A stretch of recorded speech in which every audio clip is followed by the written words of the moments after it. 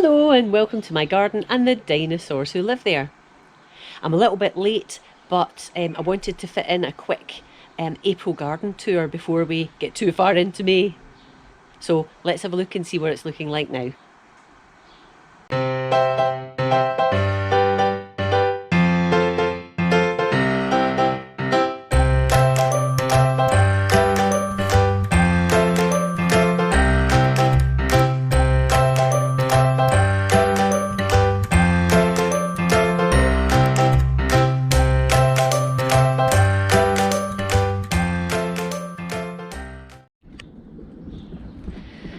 So here we have the raised veg trug outside the kitchen door, and it's lettuce and beetroot in here and the odd little radish, and seems to be looking rather nice.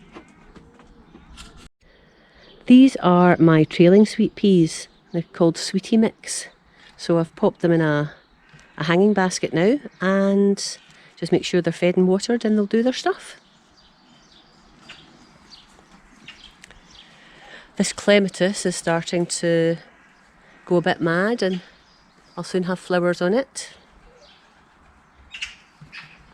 And then looking down the line at the back of the house, or the side of the house I should say, you can see that the hostas and the ferns are all starting to come into their own, and the tulips, although some of the tulips are going over now.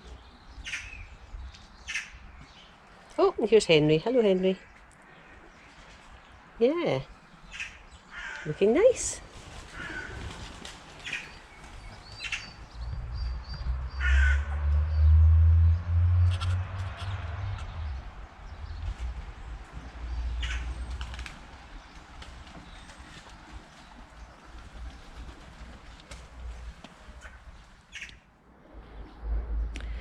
The bed at the bottom corner of the garden is starting to look quite nice. Got some hostas that are opening up now, looking lovely. The little cornice there's nice and lovely light leaves against the red coloured stem. The Brunnera Jack Frost is flowering, and I've got another one at the back there. Some ferns unfurling at the back and some ivy. So, and a few other bits and bobs in here. But yes, it's starting to look quite nice. Here's my new bed. Just put that up last weekend. At the back I've put some elephant garlic in. I've got some more broad beans, and I have got some beetroot that is looking a little bit sad, but hopefully it's going to be okay. I think what I'll do is I'll put a couple of rows of radish in there, and I might sow directly. I never do well sowing directly anything because of the pest situation, but I'll have a shot.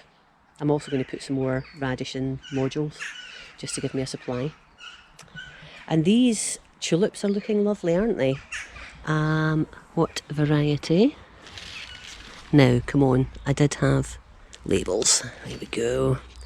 It's called Snowstar, and I think it's looking rather pretty. And it's, brightening up this corner, or this edge of the garden that's a bit dull. And there's some more. And just behind, there's a clematis.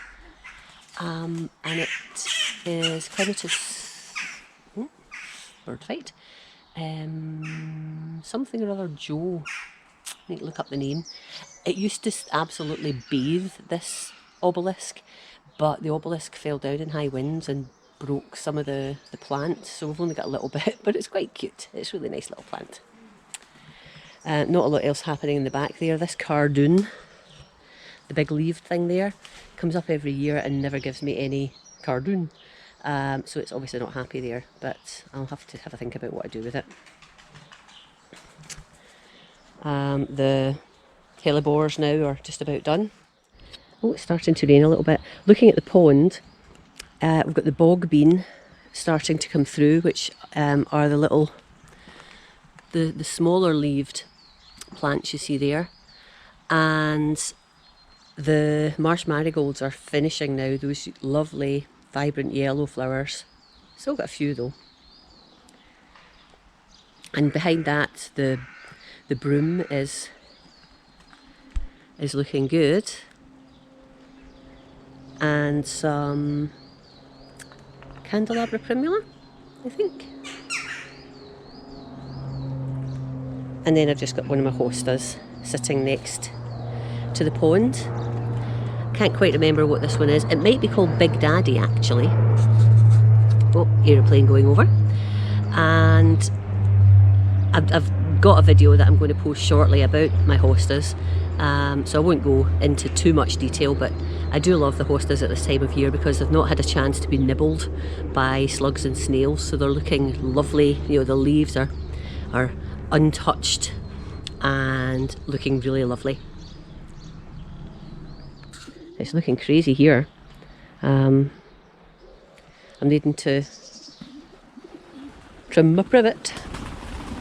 Oh, these pigeons, go away. Let another little birdies in. I've just put out some birdseed and the pigeons are trying to get in on the action. But it won't be long before they disappear and the sparrows and the blue tits, etc. can get their share. Here's another cornice. An orangey coloured cornice, this one. And there's the back of the broom. And my Kilmarnock willow. Oh, looking nice. So this little middle bed here is starting to fill out. Buddleia. Sedum. I think that one's a red sedum. Astrantia. This Astrantia normally does really, really well. There's a special poppy that I have. I don't know whether I'll get a poppy this year. I don't think I did last year. Simisifuga. Oh, now look here. Hello, little snail. Come with mummy. Now, I'm not going to try and feed this to the chickens. I'm just going to put it somewhere out of the way, let's say. Naughty little snail. We've also got some more sedum here. And there's a little honesty, self-seeded honesty plant. I love honesty. Oh, there's another little one in there, a white one. Excellent. And Aquilegia, this pesky perennial geranium that is spreading all over the blooming garden, and more poppies.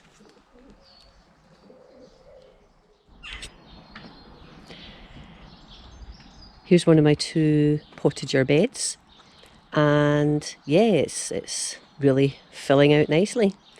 There's some spinach up at this corner here, which is doing okay. Managed to keep the girls off mostly.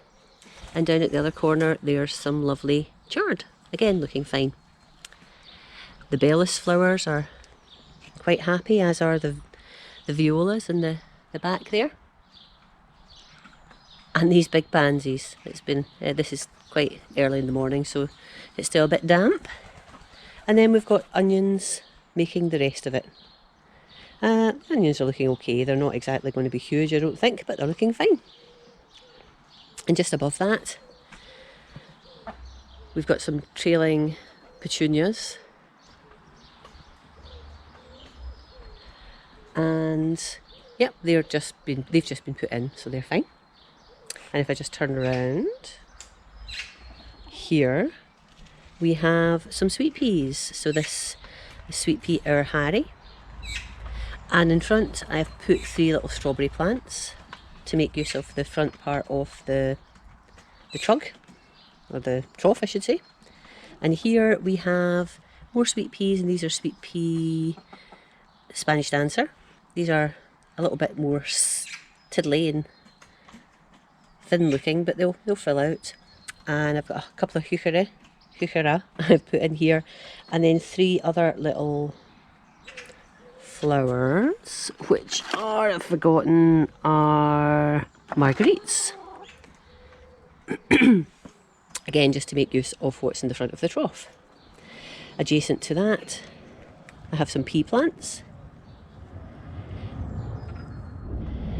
In this hanging basket I've got some trailing petunias around the sides, and at the top I've just put some curly parsley. Just wanted to get it, you know, planted somewhere, and it's quite convenient to pick from, and I do love having a little nibble of parsley as I go around, as well as cooking with it. And if I just move over, I've got a little pot here that's got some onions in. It did have some spring onions in, but they're not looking great. Oh, there's one out actually. Blooming squirrels, I bet. Yeah, just put that back in. And next to that we have some more pea plants. And what I've done is I've planted some pea plants, but I've also sown some more pea seeds so that they should come up and follow the plants. Broad beans are looking good. Starting to get lots of flowers. If I just try and hone in on the taller ones anyway. And the smaller ones that were planted later are starting to grow well. Over in this little trough I've put out some pak choi. I've got quite a lot of pak choi, and I didn't know whether it was going to be too early or whether pests would start nibbling it, but it's looking okay just now. And to the left hand side we have some garlic, and over at the back we have some more garlic in that little trough, and that's some sweet peas in that pot there. And just going across here, now here we go. This is annoying. This devastation is squirrels. So I've put this barrier up so the chickens can't get in, but the bloomin' squirrels have been in and they've been digging about. The onions are all knocked over and the radish are eaten or buried. Ugh. Right, okay, I'm going to have to put a net over that. I do like the squirrels, you know, I really do, and I would never not want them in the garden, but they can be a little annoying pests at times. Okay, here's my second potager bed, and it's looking okay. The radishes are looking good actually. Down here, not giving me any actual radish yet, but they're alive. That's always a good sign. And you know, we've got some flowers in here, violas, bellis, and onions, garlic and radish. And to the left of that we've got some beetroot, and that was bought in beetroot. My own beetroot isn't ready yet. And here we have, oh, this radish is starting to look good. Got my little protection. So there's actually garlic in here, and I thought I'd put a little crop of radish in. I can't sort of show you, but it's there, it's getting there. Potatoes, in case you're wondering, these little things that seem to be everywhere in the garden have come off the sycamore trees because of the windy weather. I don't know, is it, oh, another plane. It's not flowers, it's almost like, or is it flowers? I don't know. Or the sheaths of the leaves as they're developing? I don't know, no idea, but aeroplane. But all I know is that at a certain time of year, i.e. springtime, all of this stuff comes flying off the sycamore trees and goes everywhere, making the place even more untidy than it normally is. So yeah, so that's what this is. I'll go under these potato, the wire in the potato pots, and clean that up at some point. It's not going to do any harm though. So yeah, potatoes, nothing happening. Oh, actually, yes it is. So here, the estimas, the first ones I put in, and we've got some plants coming to the surface. Yay! So this is the one with the potato fertiliser. Again, we've got something appearing. This is the one with comfrey. We've got quite a bit appearing. And this is the one without any fertiliser at all, and I think we've got one little bit appearing. I don't know whether that's going to be an indication of yield given the different fertilisers. Probably not, but it's exciting. So that's potatoes. Well, I hope you've enjoyed that little look around the garden. Things are starting to happen now that we're well into spring. And if you have enjoyed the video, please give me a thumbs up and subscribe if you haven't already subscribed. And if you click the alarm, then you'll be alerted as to when I post other videos.